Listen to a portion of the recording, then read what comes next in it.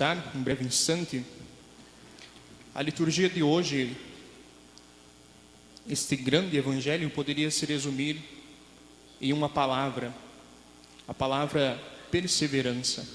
E é isso que Jesus termina nos dizendo, é permanecendo firmes que ireis ganhar a vida. Ou seja, devemos ser perseverantes.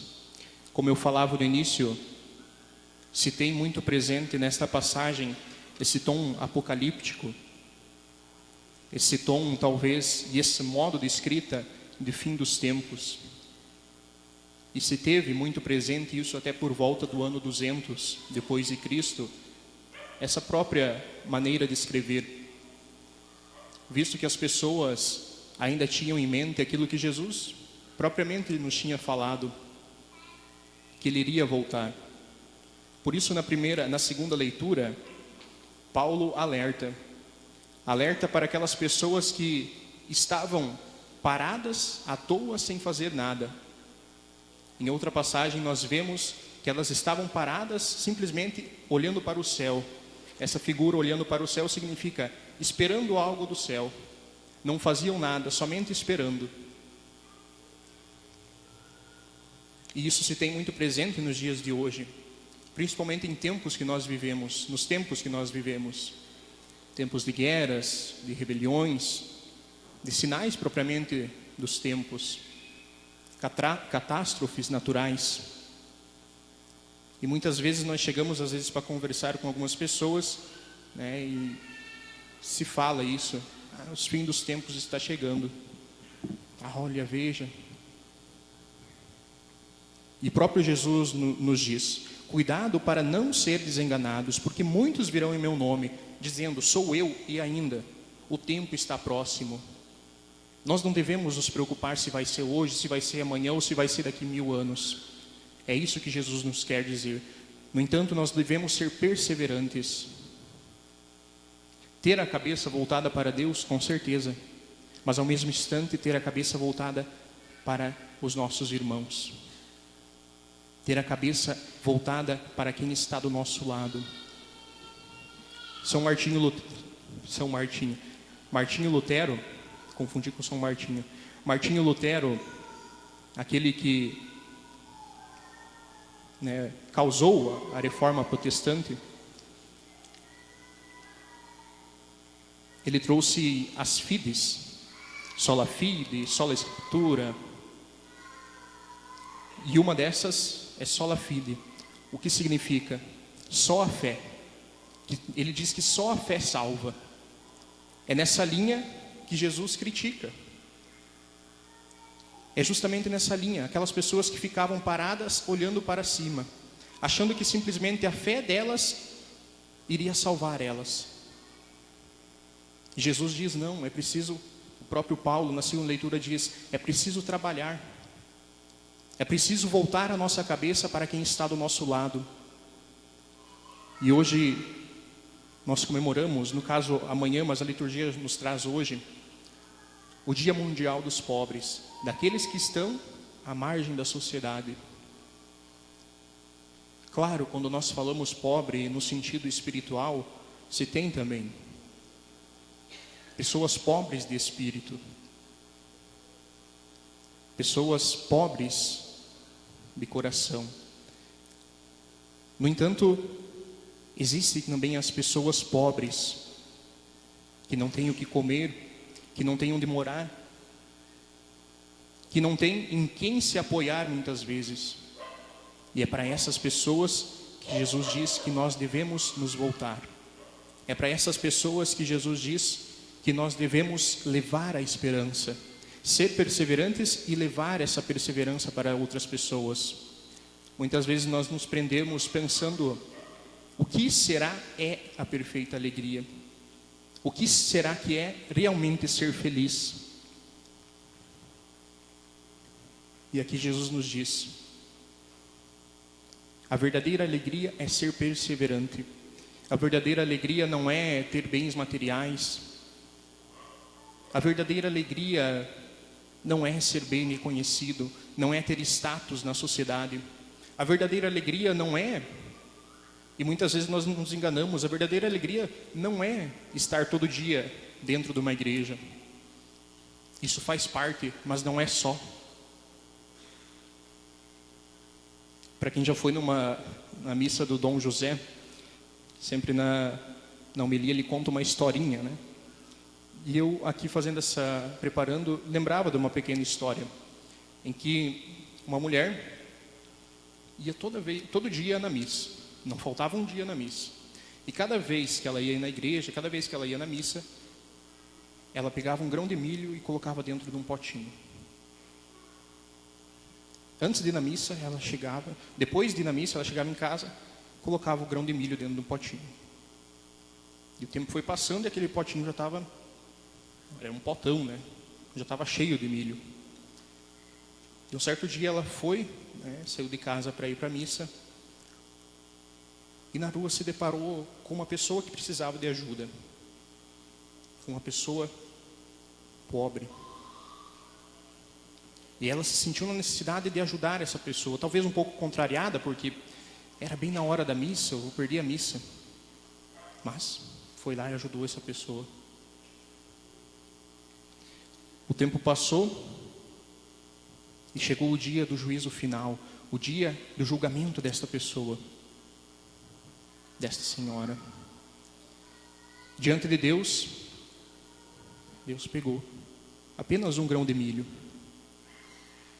Porque todas as vezes que ela ia na missa, todas as vezes que ela ia na celebração, era apenas pelo status de estar na missa, pela sensação, talvez aquela sensação boa de estar na missa.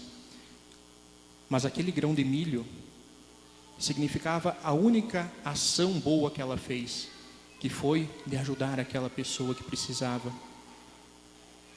Por isso, é isso que Jesus nos quer dizer. Não estou em nenhum momento dizendo que nós não devemos vir à missa, que nós não devemos participar, que nós não devemos ser pessoas ativas. Mas ter a consciência de que só isso não basta. Não basta vir na igreja e sair da igreja e ver uma pessoa em situação de rua e virar o rosto para o lado. Não basta vir na igreja e chegar em casa e, que nem diz o outro, fazer o inferno lá de casa. Não basta vir na igreja e voltar para casa e ignorar o sofrimento do outro. É isso que Jesus nos quer dizer. Ser perseverantes é isso. Voltando ao que eu falava da perfeita alegria, eu vou pedir para o pessoal da Pascom uma pequena música, pequena não, na verdade 5 minutos de música, uma música de São Francisco de Assis, que nos lembra muito isso. O que é a perfeita alegria?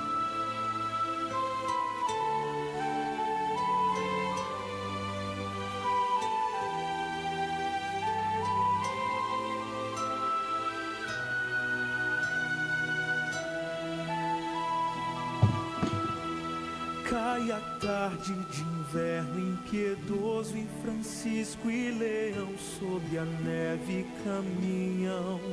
Vão tornando a Santa Maria com fome e com frio ao final de outro dia. Frei Leão vai na frente ligeiro, Frei Francisco o chama e lhe diz: Frei Leão, toma nota se queres saber o que é a perfeita alegria. Se nós tivermos a graça de Deus de pregar o Evangelho e a cruz, e por obras e exemplos pudermos levar a Jesus e convertermos os homens à fé, até mesmo os de mau coração. Frei Leão, isto ainda não é a perfeita alegria. Imagine, Leão, que Deus nos tenha dado a graça de a todos curar, de fazer ver a cegos, a coxos andar, surdos ouvir e mudos falar. e que até os demônios fugissem ao comando de nosso olhar, e que os mortos nós ressuscitássemos. Isto não é a perfeita alegria. E se falássemos todas as línguas, com o dom de bem comunicar, transformando os reinos da terra em reinos de paz. E se soubéssemos toda a ciência e os segredos da terra e do mar, Frei Leão, isto ainda não é a perfeita alegria. Mas então, Pai Francisco, o que é a perfeita alegria? Se ao chegarmos ao nosso convento e batermos depressa esperando entrar, e o porteiro do lado de dentro, ao invés de abrir, põe-se assim a falar: quem sois vós que assim importunos nesta hora nos incomodais? Somos nós, teus irmãos, Frei Leão e Francisco, que chegam e querem entrar. E Frei Leão, se o porteiro disser que é mentira e que não abrirá, que encontremos um outro lugar em um canto qualquer. E se nós, diante da porta fechada, sob a noite a neve que cai, conservarmos a paz, isto é a perfeita alegria. Mas se nós insistirmos em pranto, que abra, que tenha piedade de nós, pois com fome tão necessitados na noite não temos consolo e lugar. E se então o porteiro sair, empunhando o bastão a gritar, e bater em você e em mim muito mais, nos deixando no chão a chorar. E Frei Leão, se for Deus que tal faz, que nos deixa na noite na cruz, se entendermos que este abandono imita Jesus. E se nós, diante da porta fechada, sob a noite a neve ficar. Louvado seja o nome de nosso Senhor Jesus Cristo. Irmãos e irmãs, confiantes na promessa de um novo céu e nova terra, elevemos nossas preces ao Senhor, que nos chama à perseverança e ao compromisso na expansão do seu reino, implorando: sustentai-nos, Senhor, em vosso santo serviço.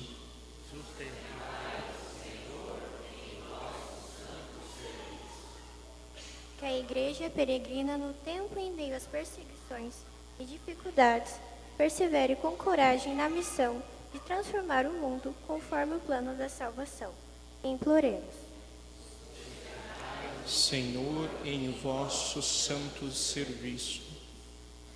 Que no coração dos governantes cessem as guerras, os conflitos armados e as ameaças entre os povos, a fim de que a humanidade se reanime com uma nova esperança. Imploremos. Sustentai-nos, Senhor, em vosso santo serviço. Que os nossos olhos se abram para percebermos as necessidades de quem precede a injustiça e os flagelos ambientais, sucumbindo sob o peso do medo do cansaço e do desespero. Imploremos. Sustentai-nos, Senhor, em vosso santo serviço. Que os pobres deste mundo encontrem em nossa igreja refúgio, esperança e força para superar as misérias e as desigualdades impostas pela cultura do egoísmo. Imploremos. Sustentai-nos, Senhor, em vosso santo serviço.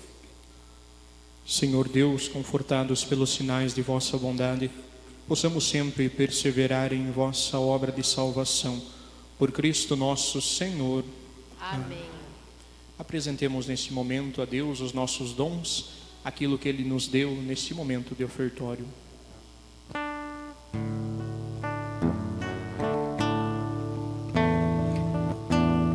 Os grãos que forma espiga, unes para ser pão, os homens que são igreja, se unem pela oração. Diante do altar, Senhor, entendos minha vocação, devo sacrificar a vida por meu irmão. Diante do altar, Senhor, entendo minha vocação, devo sacrificar a vida por meu irmão. Os grãos caídos na terra, só vive se vai morrer, e dando que se recebe, morrendo se vai viver.